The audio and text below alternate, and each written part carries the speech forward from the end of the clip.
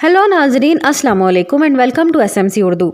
नाजरीन, conjuring series की नई फिल्म कॉन्जरिंग 3 इस साल जून में रिलीज की जाएगी। ये नई फिल्म 1980 में होने वाले एक कत्ल के वाक़े पर बनाई गई है।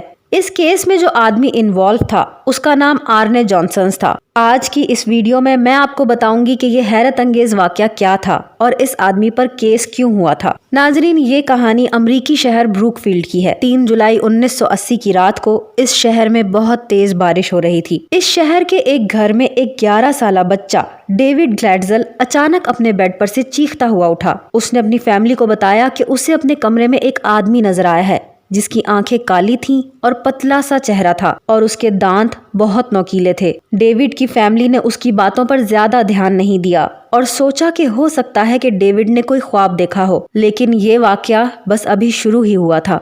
डेविड आहिस्ता आहिस्ता तब्दील होना शुरू हो गया। वो हर वक्त डरा डरा रहने लगा। डेविड की बहन का नाम डेबी था और उसकी मंगनी हो चुकी थी। डेबी के मंगेतर का नाम आर्ने जॉनसन था। ये वही आर्ने जॉनसन है जिसके ऊपर कॉन्जरिंग 3 की कहानी बनाई गई है। आर्ने कुछ दिनों के लिए अपनी मंगेतर के घर पर शिफ्ट हो गया था क्योंकि उसके भाई डेविड की तबीयत काफी खराब होने लगी थी। डेविड हर रात चीखते हुए उठ जाता और इसी खौफनाक हुलिये वाले आदमी का बताता था और कहता था कि वो डरावना आदमी कमरे के एक कोने को अपने साथ ले जाएगा।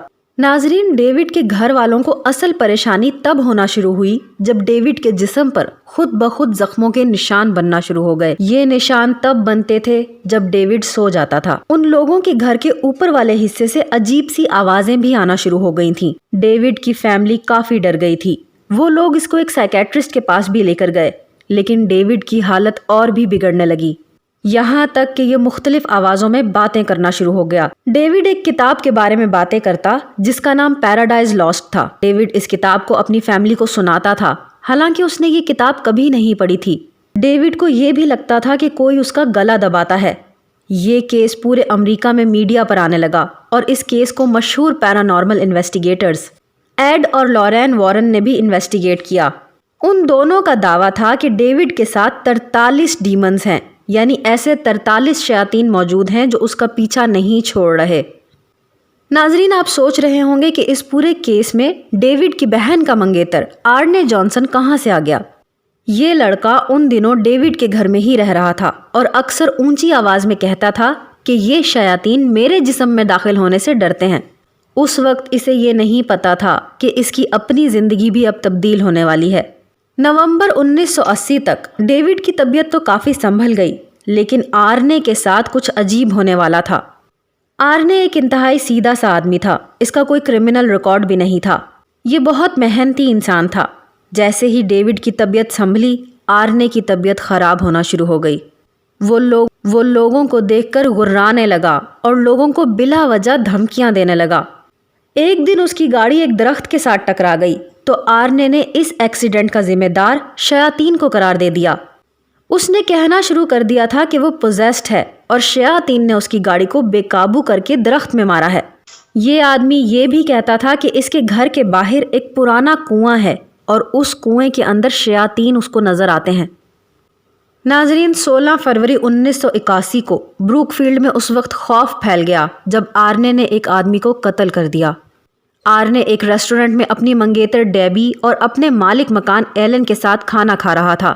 खाना खाते हुए आर्ने और एलन की किसी बात पर लड़ाई हो गई। आर्ने ने गुर्राना शुरू कर दिया और फिर उसने अचानक अपनी जेब से एक चाकू निकाल लिया और अपने मालिक मकान एलन के पेट में घोंप दिया। चाकू के कई वार करने के बाद आर्ने वहां से फरार हो गया। एलन की मौके पर ही मौत हो गई। पुलिस ने कुछ ही घंटों में आर्ने को गिरफ्तार कर लिया। इस कत्ल के कई गवाह मौजूद थे और आर्ने के बचने के चांसेस बहुत कम थे। आर्ने का केस अदालत में शुरू हो गया, लेकिन अदालत के सामने आर्ने ने एक ऐसी बात कही जिसने इस केस को पूरी दुनिया में मशहूर कर दिया। आर्ने का कहना था कि ये कत्ल उसने खुद नहीं किया, बल्कि उसके अंदर शयातीन घुसे हुए थे। उसका कहना था कि वही डीमंस जो डेविड के अंदर थे वो अब उसके अंदर मौजूद हैं और इन्हीं शयातीन ने उससे ये कत्ल करवाया है। नाजरीन, इसीलिए कॉन्जरिंग 3 की टैगलाइन भी यही है कि the devil made me do it, यानी शैतान ने मुझसे ये काम करवाया है। यही सब कुछ आर्ने जॉनसन ने अदालत के सामने भी कहा। नाजरीन, जाहिर है कि इस बात का इसके पास कोई सबूत मौजूद नहीं था। लोगों का ख्याल था कि ये एक झूठ है जो आर्ने के वकील ने इसको बचाने के लिए अपनी तरफ से घड़ लिया है।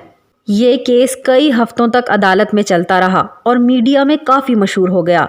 अदालत ने भी आखिर में आर्ने की इस दलील को मानने से इनकार कर दिया। आर्ने जॉनसन को 10 साल की कैद की सज़ा हुई, लेकिन उसके अच्छे बिहेवियर की वजह से महज 5 सालों के बाद ही उसको जेल से रिहा कर दिया गया।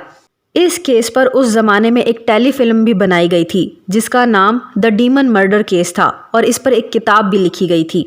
आर्ने जॉनसन के रिहा होने के बाद उसकी मंगेतर डेबी के साथ शादी हो गई थी। ये लोग आज भी साथ रह रहे हैं। नाजरीन, इसी साल जून में इस सच्चे वाक़े पर मबनी ये फिल्म द कंजोरिंग 3 रिलीज़ होगी। नाजरीन, अगर आपको आज की वीडियो अच्छी लगी हो तो इस वीडियो को लाइक ज़रूर कर दें। ऐसी मज़ीद वीडियोस देखने के लिए हमारे चैनल SMC उर्दू को सब्सक्राइब करें और बेल आइकन को प्रेस करें ताकि हमारी नए आने वाली वीडियोस की नोटिफिकेशंस आपको मिलती रहें। अपना बहुत ज़्यादा ख्याल रखिए। अल्लाह हाफ़िज़।